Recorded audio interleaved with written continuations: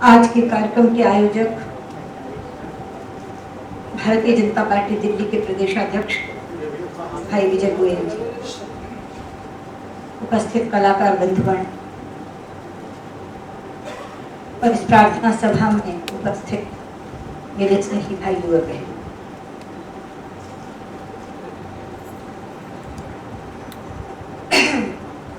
आज 16 जुलाई है। उत्तराखंड त्रासदी को आज एक माह पूरा हुआ है। उस त्रासदी में निधन हो गए लोगों की आत्मा को शांति देने के लिए हमने इस प्रार्थना सभा का आयोजन किया है।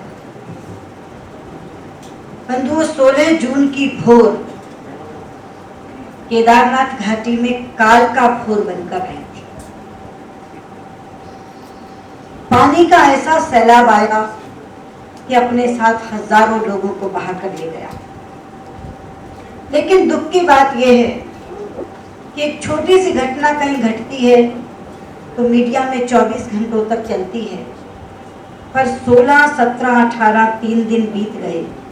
इस घटना की कोई गंभीरता न सरकार को पता थी न मीडिया तक पहुंची।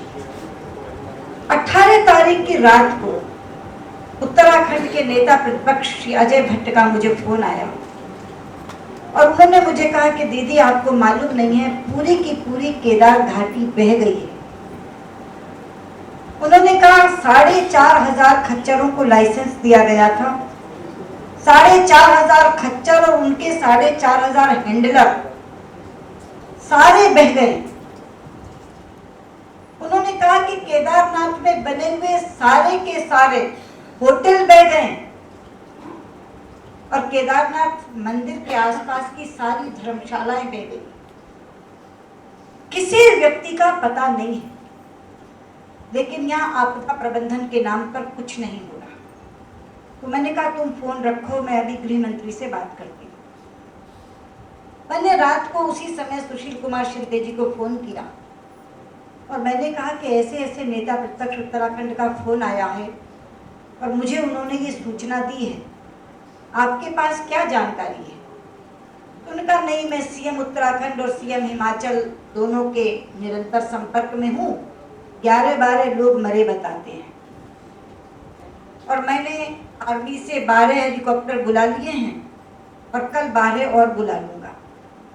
तो मैंने कहा शिंदे जी, ये 12 हेलीकॉप्टरों या 24 हेलीकॉप्टरों का काम नहीं है, आप सेना बुलाइए और सैकड़ों हेलीकॉप्टरों का काम है। मैं आपको बता रही हूँ, 11 लोग नहीं मरे, हजारों लोग मर गए। तो उन्होंने कहा अच्छा आप कह रही हैं, मैं औरों से बात करता हूँ, थोड़ा कुछ और करता हूँ। मैंने कहा मिलजुल कर ये काम करना है, आप तक ये बात गंभीरता से पहुंची ही नहीं। मैंने कहा फिर मैं कल बात करूँगी। उसी समय मैंने ट्वीट किया और उसमें मैंने ये लिखा कि हजारों लोग केदार घाटी में मर गए। उसमें से कुछ कांग्रेस के लोगों का रीट्वीट आया कि आप तो पैनिक फैला रही हैं, आप जिम्मेदार विपक्ष की नेता के तौर पर बर्ताव नहीं कर रही। केवल 11-12 लोग मरे हैं और आप लिख रही हैं कि हजारों लोग मर गए।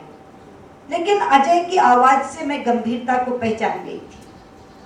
19 तारीख को मुझे लंदन जाना था। एयर इंडिया की 2 बजे की फ्लाइट मेरी बुक थी। 1 सप्ताह की मेरी लंदन की यात्रा थी। मुझे लगा कि ये त्रासदी इतनी बड़ी है कि अब दिल्ली छोड़ना सही नहीं होगा। मैंने उसके तुरंत बाद अपनी अगले दिन की फ्लाइट कैंसिल कराई, लंदन की यात्रा रद्द की।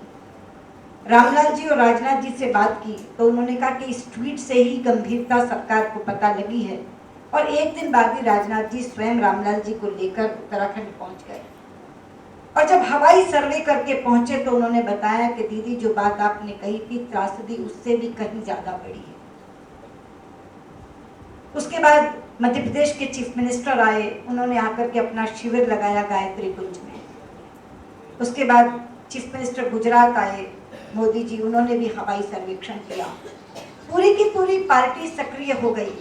लेकिन मुझे दुख से कहना पड़ता है कि जो काम वहां किया वो सेना ने तो किया और इतना किया कि अपनी जान की बाजी लगा दी।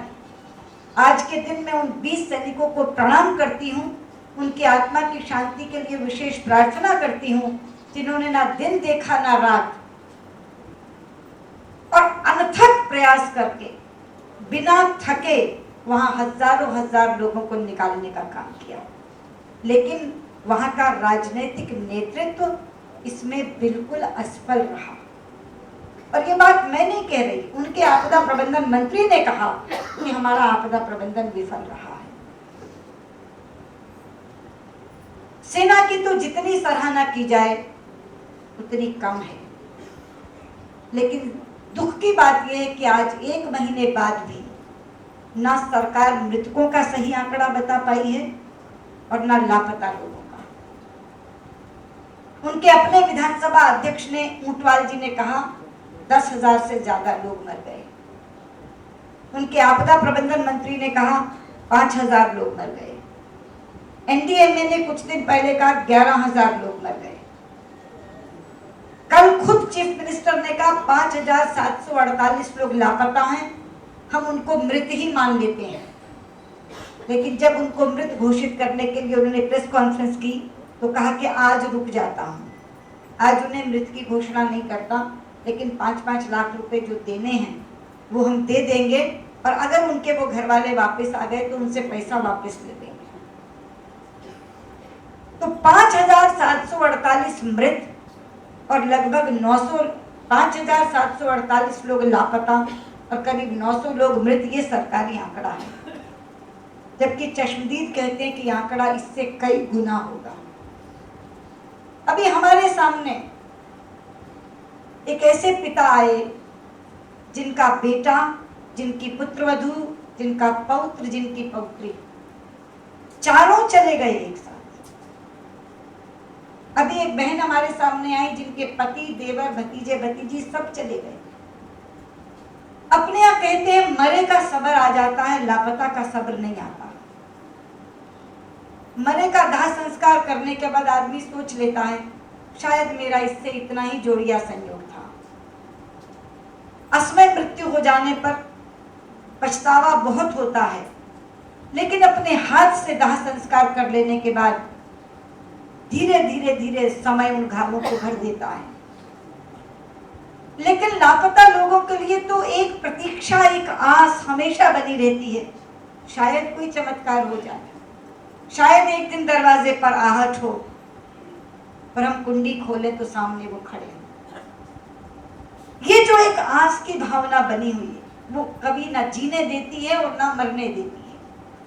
इसलिए ऐसी त्रासदी पहले कभी हुई नहीं। सुनामी भी आया था, वो भी जल तांडव था, जल प्रलय था, लेकिन टेरेन ऐसा था कि वहां आपदा प्रबंधन हो गया। यहाँ तो सबसे बड़ा दुख आज इस चीज का है कि शवों में से केवल 94 शवों का दाह संस्कार हुआ है। हजारों हजार शव बिना दाह संस्कार के पड़े हैं, और दुख होता है ये कहते हुए कि वहां घूमते हुए कुत्ते उन लाशों को खा रहे हैं। 1-1 इंच के कीड़े पड़ गए हैं। जो केमिकल डाल करके उनको बचाया जा सकता था, लाशों को, आदमी तो जिंदा नहीं किया जा सकता, लेकिन वो भी काम नहीं किया। वहां महामारी फैल रही है और मुझे नहीं मालूम कि मानवीय संवेदनाएं किस तरह मृत हो जाती हैं।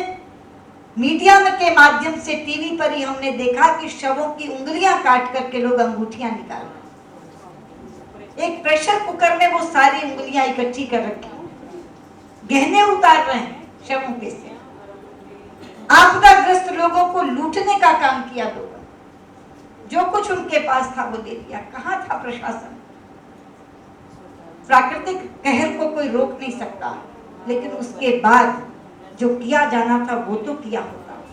और सबसे बड़ा दुख मुझे तब हुआ कि जब मैंने वहां के मुख्यमंत्री को गार्ड ऑफ ऑनर लेते देखा। इतनी बड़ी त्रासदी में 5 पुलिस वाले खड़े होकर सलाम ठोक रहे हैं। जिन पुलिस वालों को फील्ड में होना चाहिए, उन शवों की रक्षा करनी चाहिए, उन आपदाग्रस्त लोगों को लूट से बचाना चाहिए, उनकी रक्षक बनकर के खड़ा होना चाहिए, वो सलाम ठोकने के लिए खड़े हैं मुख्यमंत्री को। इसीलिए उस दिन मैंने कहा था कि ऐसी निकम्मी सरकार को बर्खास्त कर देना चाहिए। मित्रों, ये बहुत बड़ी त्रासदी है। प्राकृतिक त्रासदी के साथ ये मानव निर्मित त्रासदी भी बन गई। बहुत बड़ी बड़ी प्राकृतिक आपदाएं आई हैं। उड़ीसा का झंझावात आया था, गुजरात में भूकंप आया था, दक्षिण में सुनामी आया था, लेकिन संवेदनाएं इस तरह से मरी नहीं कि प्रशासन मूक दर्शक बनकर बैठा नहीं रहा था। जो मीडिया वाले वहां गए वो कहते हैं कि राजनीतिक नेतृत्व का पूरी तरह अभाव था। 3-3 महीने पहले पोस्ट हुए डीएम और लोग बैठे थे। एक इसीलिए उत्तरकाशी में डीएम को लोगों ने बंधक बना दिया। जो वहां के गांव हैं, उन गांवों तक तो अभी किसी ने देखा ही नहीं। इतनी राहत सामग्री जो यहाँ से गई वो हेलीपैड पर पड़ी है, वहां से गांवों में नहीं गए और हेलीपैड पर सड़ गई। इन तमाम बातों को देखते हुए और जब ये 1 महीना पूरा हो रहा था तो केंद्र सरकार के हमने अपनी केंद्रीय पार्टी की ओर से ये तय किया कि हम पूरे देश में हर प्रदेश भाजपा के कार्यालय में हम एक प्रार्थना सभा का आयोजन करेंगे, जिसमें अपने लोगों को बुलाकर दिवंगत आत्मा की शांति के लिए प्रार्थना तो करेंगे ही, लेकिन यदि हमारा संपर्क स्थापित हो सके उन परिवारों से जिनके परिजन लापता हैं, जिनके परिजन मृतक हो गए हैं, तो उनको भी बुलाकर संवेदना के 2 शब्द कहेंगे और उसके साथ यदि थोड़ा बहुत भी राशि का सहयोग हम कर सकेंगे तो करेंगे। मैं बस धन्यवाद देती हूँ विजय जी को, उन्होंने जो राशि यहाँ इकट्ठे की है राष्ट्रीय अध्यक्ष जी के माध्यम से। इन परिवारों के आप ले लीजिए पते, बाकी भी परिवार जिनको बुला लीजिए जो आ सकें और उनको राशि सहायता स्वरूप जो भी आप परिवार के लिए तय करें वो उनको देने का काम करें। ये टोकन है केवल, ना हम गए हुओं को ला सकते हैं, ना इतनी तुच्छ राशि से आपका कुछ बन सकता है, लेकिन संवेदना के 2 शब्द और उनमें लिपटी हुई ये राशि हम आपको प्रदान कर रहे हैं। ओम शांति शांति शांति। ओम।